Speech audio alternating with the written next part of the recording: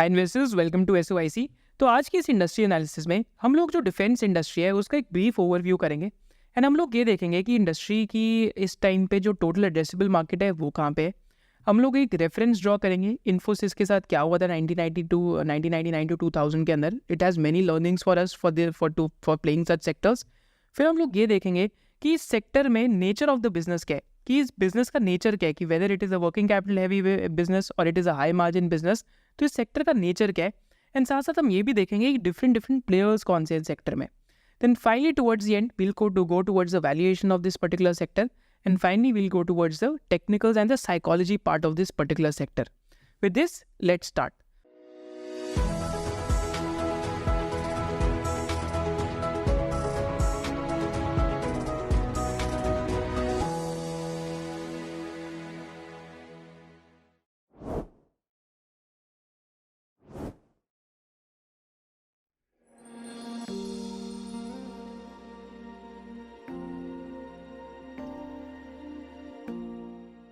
तो पहले तो हम ये देखते हैं कि किसी भी सेक्टर या किसी भी इंडस्ट्री का जब भी हम स्टॉक मार्केट्स में बात करते हैं तो it goes through multiple stages of earnings and multiple stages of sentiments, right. तो अर्निंग्स और सेंटिमेंट्स क्या होते हैं?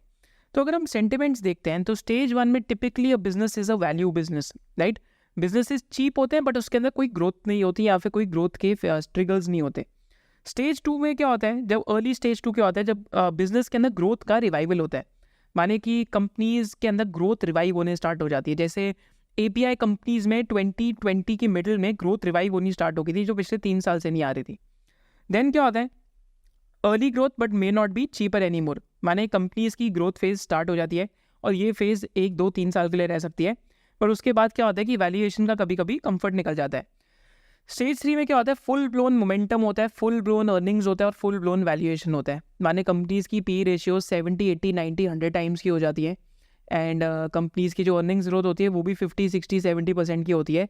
And then people are justifying the stories कि नहीं, this like India is a manufacturing story, for example that India is a pharma story, China plus one story, India is a chemical hub, right, India is an infra story, India is a real estate story, right. India is a country where where people are underserved of credit. तो India is an NBFC story, या India 1 lakh crore घर की कहानी है, जैसे किसी ने 2017-18 में ऑब्जर्व कराओ। फिर स्टेज थ्री में क्या होता है, stock speak out, quarter on quarter growth rates decline हो जाते हैं बट वैल्यूएशन फिर भी 100 और 110 टाइम्स की होती है। फिर फाइनली स्टेज फोर में अर्निंग्स की करेक्शन होती है, प्राइस का करेक्शन होता है एंड उसके बाद basically the stocks go in a free fall and free fall के बाद क्या होता है, the stocks again start stabilising. But this entire cycle sometimes in some sectors takes at least 3 to 5 years to play out. In some of the sectors 1 to 2 years, but in some of the sectors it might take even 5 to 10 years to play out depending upon उस sector में कितनी cyclicality है। But this is true for all types of businesses.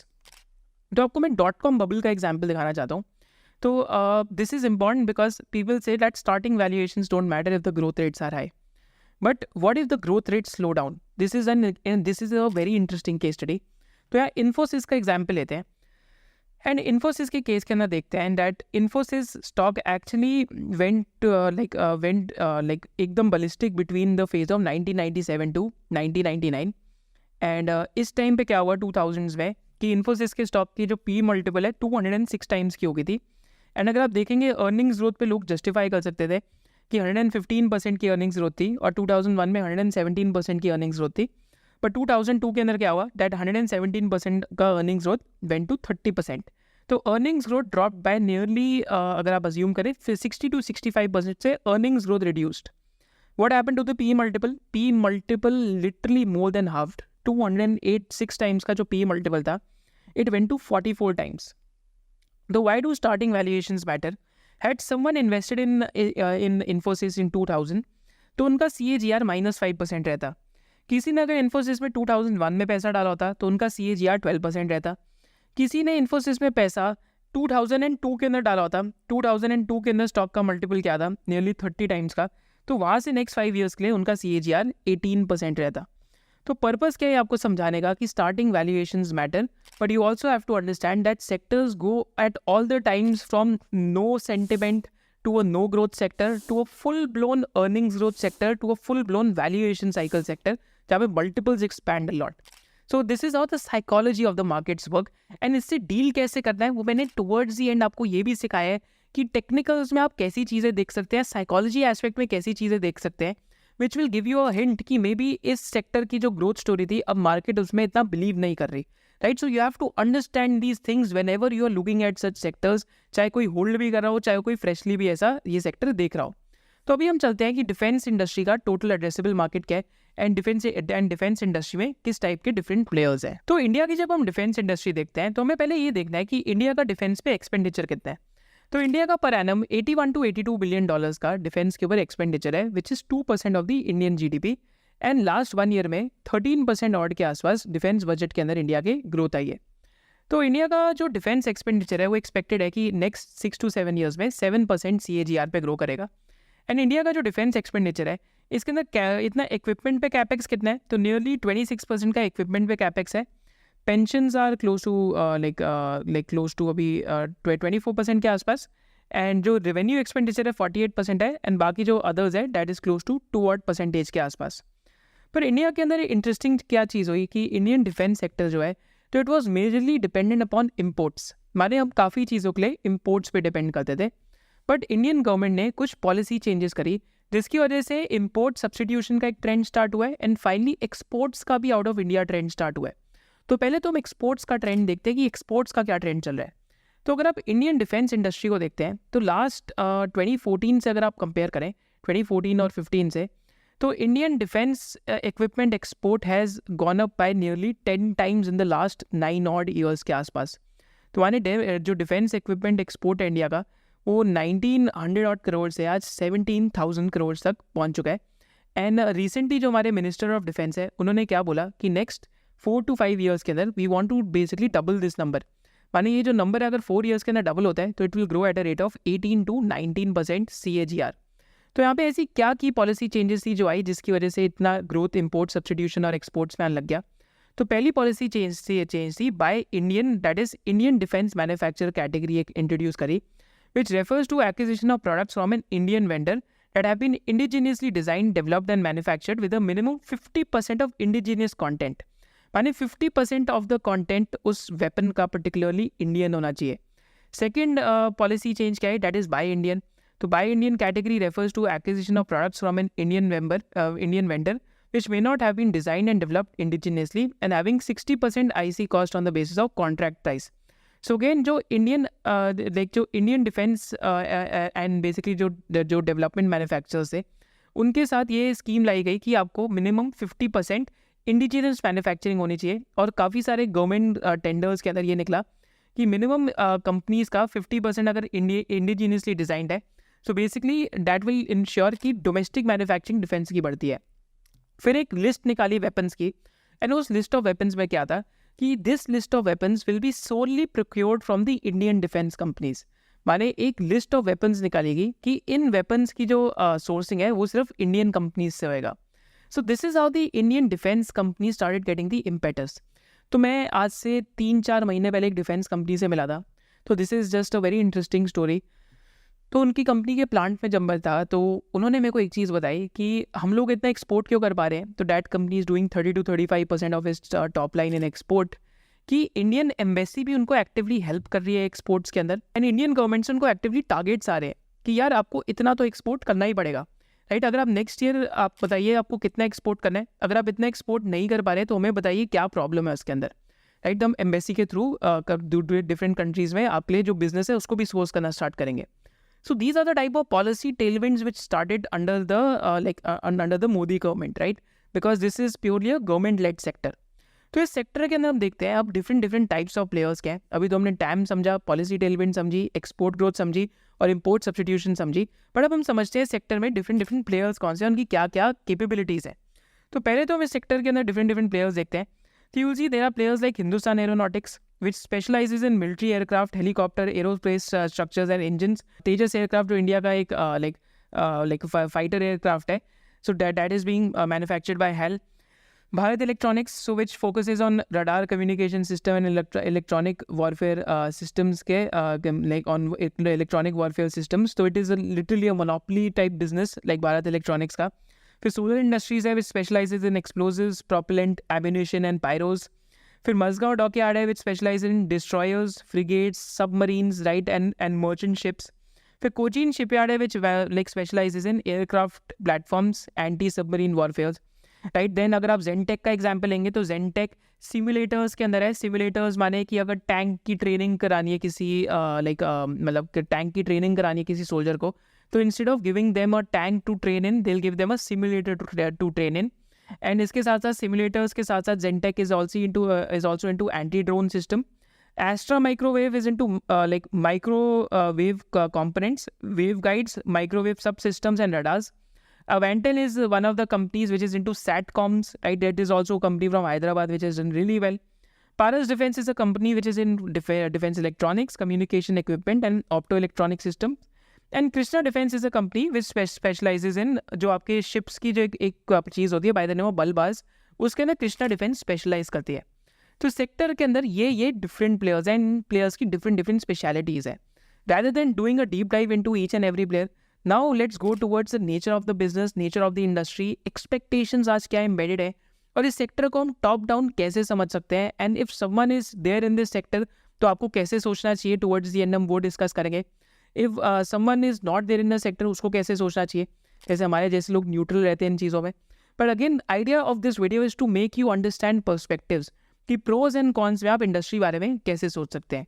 ना just before going forward, if you want to learn कि आप different industries या different companies का fundamental analysis कैसे करें, एंड इसके साथ साथ अगर आपको ये सीखना है कि एक एग्जिट सिस्टम कैसे बनाएं, क्योंकि अभी तो एक फुल ब्लोन बुल मार्केट चल रही है. तो बुल मार्केट में बहुत सारे अभिमन्यु आते हैं पीक पे जो निकल नहीं पाते बुल मार्केट में से, they become forced long term investors. And इसके साथ साथ अगर आपको ये सीखना है कि डिफरेंट सेक्टर्स को एनालाइज कैसे करें, so all of these things we teach in one SOIC membership, जहाँ पे हम फाइनेंशियल प्लानिंग से लेके फंडामेंटल एनालिसिस से लेके how to build your own exit system से लेके वैल्यूएशन मल्टीपल से लेके finally how to filter these businesses से लेके. एंड इसके साथ साथ वी ऑल्सो टीच यू कि डिफरेंट सेक्टर्स के अंदर उनकी लैंग्वेज क्या है, कि FMCG सेक्टर में क्या लैंग्वेज है उनकी, डिफेंस सेक्टर में क्या लैंग्वेज है, रियल एस्टेट सेक्टर की क्या लैंग्वेज है. So all of these things are part of one SOIC membership. And if you want to register for the SOIC membership, you can use the coupon link in the description below, which is valid for the next 48 hours, and you can click on the link in the description below. With this, let's go towards the nature of the business, and nature of the business के साथ साथ हम ये देखते हैं कि defence industry चलती कैसे है. तो अब हम nature of business and valuations देखते हैं. तो पहली चीज़ ये समझते हैं जो डिफेंस इंडस्ट्री है that is totally dependent upon the government for orders. तो पहला नेचर ऑफ बिजनेस क्या है, it is a B2G business which is dependent upon government for orders. Second aspect of characteristics या nature of business क्या है कि Q4 is the heaviest quarter for all these companies, क्योंकि Q4 जो जो last quarter होता है financial year, major orders जो गवर्नमेंट के डिलीवर होते हैं उस क्वार्टर के अंदर होते हैं. तो आप देखेंगे Q4 के अंदर एक सीजनैलिटी रहती है, एंड Q4 के अंदर these companies basically report faster basically sales growth. Third nature of business क्या है कि ये बहुत समझना ज़रूरी है कि इन कंपनीज़ के जो कैश फ्लोज होते हैं वो थोड़े लंपी होते हैं. कैश फ्लोज क्यों लंपी होते हैं, because payment from the government is lumpy, and साथ साथ प्रोजेक्ट्स भी लंपी होते हैं. तो ये सारे businesses are driven by order book. इनको डिफरेंट प्रोजेक्ट्स के ऑर्डर मिलते हैं, एंड उन ऑर्डर्स को एग्जीक्यूट करने के लिए the companies build inventory, and inventory build करने के बाद ये ऑर्डर्स को एग्जीक्यूट करते हैं. फिर ऑर्डर्स को एग्जीक्यूट करने से भी पहले ये कंपनीज टेंडर के अंदर पार्टिसिपेट करती है जो गवर्नमेंट रिलीज करती है. एंड अगर ये टेंडर में ऑर्डर्स विन करते हैं, then they go into this cycle of execution, building inventory, then delivering the orders, then finally getting payment from the government. And एक और चीज़ क्या है कि इन कंपनीज के अंदर these are working capital heavy businesses, जहाँ पे इन्वेंट्री और ट्रेड रिसीवर्स के अंदर पैसा फंसे रहता है. सो ऑन एन एवरेज अगर आप चेक करेंगे कि डिफेंस कंपनीज का अगर आप profit after tax upon cash flow देखेंगे, तो this is an interesting thing that you'll find. जैसे पारस डिफेंस का एग्जाम्पल लेते हैं, तो 7% ऑड के आसपास इनका जो लाइक प्रॉफिट है वो कैश फ्लो में कन्वर्ट हो रहा है over the last 3 to 4 years.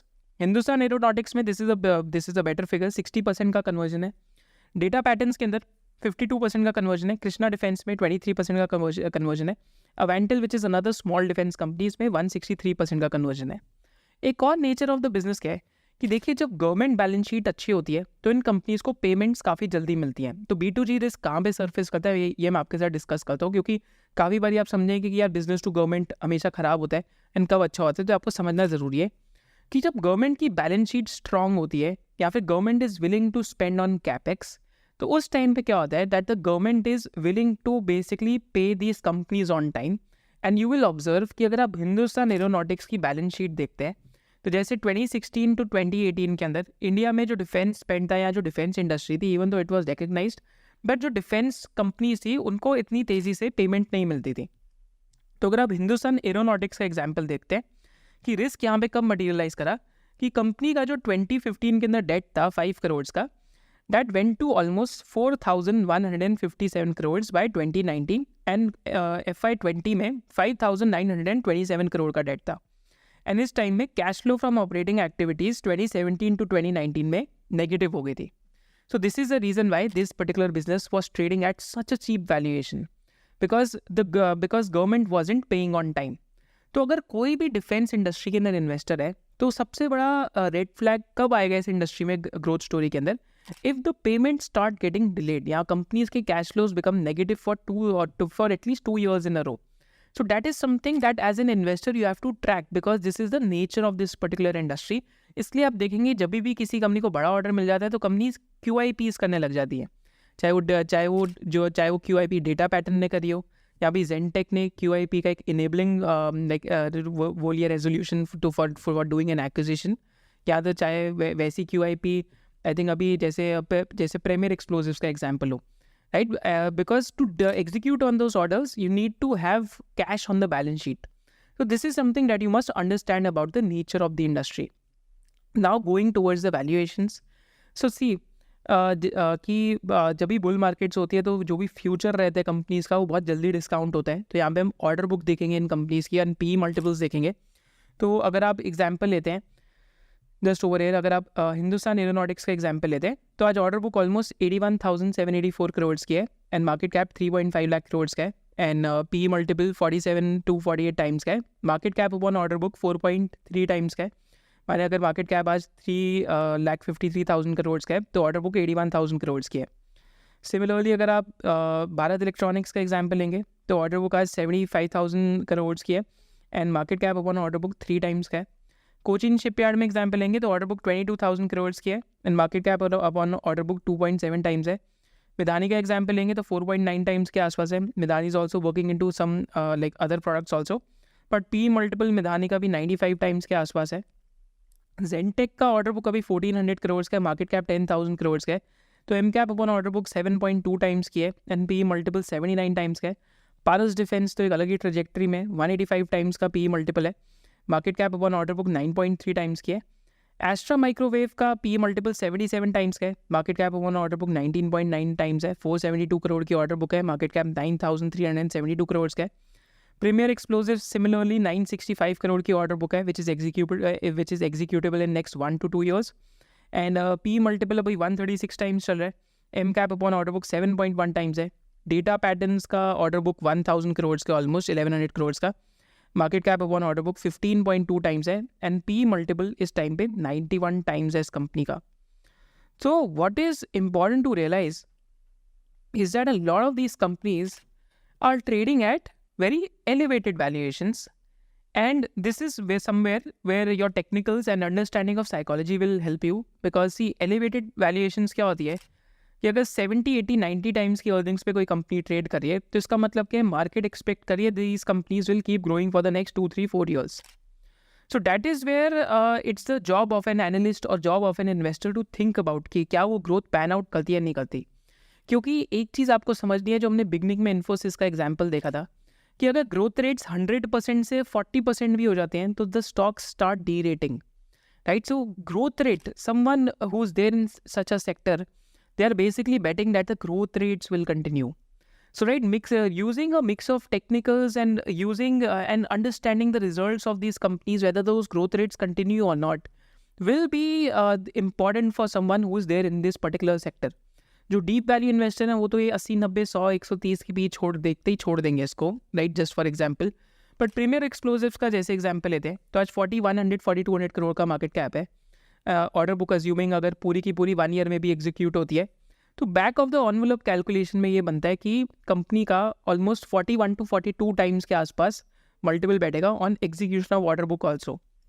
Now is that cheap और is that expensive? Again depends कि whether they will receive new orders और नॉट. तो what are the key things that you need to track? Order book intake, क्या इन companies के अंदर order book का और इनफ्लो हो रहा है नहीं हो रहा, क्या whether they are able to secure more orders और not, that is a very important aspect. Secondly what you need to track कि इन कंपनीज की ग्रोथ रेट्स क्या है, एंड क्या 2-3 ईयर फॉरवर्ड भी एन एक्सट्रीमली हाई मल्टीपल. तो any slow down of growth rate can cause these companies to massively derate. इसके साथ साथ हम फाइनली टेक्निकल्स की तरफ चलते हैं. आपको टेक्निकल्स में इन स्टॉक्स में क्या साइकोलॉजी होती है वो आपको बहुत अच्छे से समझ आएगी. तो पहले तो यहाँ पे मैं आपको एक सब सेक्टर इंडेक्स दिखाना चाहता हूँ, and this is a very very important thing to understand, because आपको ये चीज़ समझनी है कि in bull markets what happens is that the future gets a premium, whereas in bear markets what happens is that reality gets a discount. तो bull markets में क्या होता है, फ्यूचर को एक ह्यूज प्रीमियम जाता है, एक ह्यूज प्रीमियम दिया जाता है जिसकी वजह से स्टोरिफिकेशन होती है सेक्टर्स में, एंड स्टोरिफिकेशन होती है स्टॉक्स के अंदर. एंड स्टोरिफिकेशन से क्या होता है, ऑल टाइम हाई मल्टीपल्स बनते हैं, एंड मल्टीपल्स के साथ साथ क्या होता है कि कंपनीज की ग्रोथ भी अच्छी होती है. But eventually growth faces the challenge of base rates. Base rates माने कि जो आपका बेस इफेक्ट होता है वो इन प्ले आता है. एक कंपनी के लिए 1 रुपी से 5 रुपी तक ग्रो करना ईजी है, बट 5 रुपी से 20 रुपी तक ग्रो करना मुश्किल रहता है. तो this is the impact of base rates, और यहाँ इसको हम एक कहते हैं this is the impact of a higher base.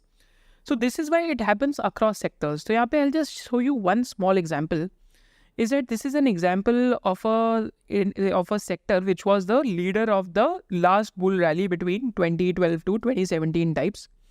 And you just look at the pattern. तो 2014 के अंदर ये इंडेक्स ऑलमोस्ट 114 रुपीज़ का था, एंड पीक पे ऑलमोस्ट 754 का था. तो with in a span of 3 years, right, that is 2014 से 2018 तक, तो index nearly went 5 to 6 times. And इस इंडेक्स में कौन कौन सी कंपनीज है, इस इंडेक्स में companies like Edelweiss, Piramal enterprises and IIFL finance जैसी कंपनीज है, बिकॉज NBFC की एक बहुत बहुत बड़ी बुल रन हुई थी इस टाइम पे. एंड अगर आप ये देखेंगे यहाँ पे स्टेज एनालिसिस जिन्होंने सीखा हुआ है, आई सजेस्ट कि आप सीख लें, हमारी एक वीडियो है डिस्क्रिप्शन के अंदर आप देख सकते हैं कि the moment 30 weekly EMA broke, all of these stocks basically started doing badly. So this is a sub-sector index that we created, and peak से the sub-sector index fell from 766 to almost a level of 142, right? So index itself declined by nearly 60 to 70%, and this is just a custom index that we have made. Now coming to the defense story, and defense story के अंदर हम देखते हैं, तो defence story में हमने ये 10 हमने जो 7 स्टॉक्स है इनका एक कस्टम इंडेक्स बनाया है, जिसके अंदर Hindustan Aeronautics, Bharat Electronics, Cochin shipyard, Zentech, Astra Microwave, Premier Explosives, and ऐसी सारी कंपनीज है इसके अंदर. तो यहाँ पे अगर हम इनका सब सेक्टर इंडेक्स देखते हैं तो यू विल सी कि it is going through a phase of extremely strong momentum. माने ये जो 10 वीकली EMA होती है, ये 10 weekly EMA if it keeps shaping upwards and it keeps taking support at 10 weekly EMA, तो it means that it is a very strong sub sector index. तो माने अभी डिफेंस सेक्टर में फुल ऑन इस time पे momentum है. But what you have to understand कि stock markets mean different things for different people. For people who are just chasing the price, उनके पास अपने एग्जिट पॉइंटर्स रेडी होंगे. उनके पास क्या एग्जिट पॉइंटर्स होंगे, तो क्या एग्जिट पॉइंटर्स होते हैं यूजुअली सेक्टर्स के अंदर जब when sector breaks down together, is that कि सारे अगर इस पे स्टॉक्स में, जैसे if you think about it, तो एक हमने बुक पढ़ी थी how to make money in stocks, तो उसमें लिखा हुआ था 67% of winners are a part of huge group moves. माने 67% of a stocks return is belong to the huge group move. तो यहाँ पे आपको ये चीज़ समझनी है, बेसिकली डिफेंस सेक्टर में भी जब ब्रेक डाउन होएगा तो कैसे होएगा कि बहुत सारे स्टॉक्स में डिफेंस सेक्टर के अंदर या तो ग्रोथ पीक आउट कर जाएगी, या तो और क्या होएगा कि 30 वीकली EMA सारे स्टॉक्स की टूटने लग जाएगी. And these stocks, this sub sector index instead of forming higher highs, जैसे this high is higher than the previous high, this high is higher than the previous high, this high is higher than the previous high, and this high is higher than the previous high, they'll start making they'll basically start making higher lows, right? कि जो basically this high is lower than the previous high, this high is lower than the previous high. तो माने trend will change because see valuations, जैसे हमने valuations में देखा कि valuations तो bake in करिए कि बहुत high growth आनी चाहिए, but accidentally अगर growth नहीं आई तो you will see this trend reverse, and sometimes stocks top out on peak growth rates and peak multiples. तो जो डीप वैल्यू इन्वेस्टर्स हैं, अगेन उनके लिए इन्वेस्टिंग कुछ और मीन करती है, वो तो उनको शायद से लगेगा जिसमें जूस नहीं है, राइट? जो मोमेंटम इन्वेस्टर्स होंगे वो भी सोचेंगे कि इसमें जूस तब तक है जब तक इन कंपनीज की ग्रोथ कंटिन्यू करती है, एंड हो सकता है 1-2 साल में और भी ग्रोथ आए. तो this is what the play is कि stock markets mean different things to different people, and it means different things for different systems. जो शायद से इस टाइम पे ऐसे सेक्टर के अंदर होंगे, तो आपको 30 वीकली एम जो 30 वीकली EM है आपको उसका यूसेज करना चाहिए अगर आप ऐसे बिजनेसेस के अंदर है। अगर आप डीप वैल्यू इन्वेस्टर हैं और आप इन कंपनीज को असेस कर रहे हैं, एनीवेज मतलब काफ़ी सारे deep value investors will let these companies be alone, because starting multiples of 70 to 90 times जो हमने बिगनिंग में ऑफ द वीडियो में देखा था, it just means that you are inviting regression to mean, because usually 70 to 90 times P ratio का मतलब क्या है कि the stock start peaking out on that type of multiple if the growth rate start slowing down. So this was the technical analysis and the psychology part of it कि momentum investor क्या सोचते हैं कि ये train चलते रहेगी अभी भी, whereas जो डीप वैल्यू इन्वेस्टर क्या सोचेंगे कि let's go to some other sector, इसके अंदर तो ट्रेन पता नहीं कब तक चलते रहेगी, यहाँ से मार्जिन ऑफ सेफ्टी उनके लिए मिसिंग रह सकती है। आप भी मेरे को कमेंट्स में बताइए कि आप डीप वैल्यू इन्वेस्टर हैं, क्या आप मोमेंटम इन्वेस्टर हैं, या फिर आप ऐसे सेक्टर के अंदर कैसे राइड कर रहे हैं, या फिर आप इस सेक्टर के अंदर इन्वेस्टेड है या नहीं है। With this we'll go towards the conclusion of the video. So in conclusion of this video we can say कि हमने इस वीडियो के अंदर क्या सीखा कि ओवरऑल साइकोलॉजी क्या होती है क्राउड्स की एंड इंडस्ट्रीज एंड फिर जो वैल्यूएशंस है वो कैसे साइकोलॉजी पे चलती हैं। फिर हमने देखा कि इंडिया की डिफेंस इंडस्ट्री का नैरेटिव क्या है, नंबर्स क्या क्या आ रहे हैं साथ साथ। देन हमने टोटल एड्रेसेबल मार्केट भी देखी और कैसी कंपनी क्या कर रही है, डिफरेंट कंपनीज डिफरेंट एरियाज़ के अंदर ऑपरेट कर रही है। फिर हमने क्या देखा कि ये सारी जो कंपनीज हैं किस वैल्यूएशंस पे ट्रेड कर रही है और इनकी ऑर्डर बुक इस टाइम पे क्या चल रही है। एंड फाइनली हमने देखा कि हम साइकोलॉजी को कैसे इंटरप्रेट कर सकते हैं by mixing a bit of technicals to understand कि लोगों की एक्सपेक्टेशंस इन सेक्टर्स में क्या रहती है। एंड साथ साथ जो मोमेंटम इन्वेस्टर्स हैं उनका क्या थॉट प्रोसेस रहता है, एंड जो डीप वैल्यू इन्वेस्टर्स रहते हैं तो उनका क्या थॉट प्रोसेस रहता है। So with this we conclude the video. Do let me know in the comment section below कि आपकी इस वीडियो से क्या की लर्निंग्स थी। I'll see you in the next one and do let me know कि अगर आप हमें चाहते हैं कि हम किसी बिजनेस या इंडस्ट्री को एनालाइज करें तो हमें कौन सी करनी चाहिए। Thank you so much for watching this. Hope to see you in the next business analysis of SOIC। जय हिंद।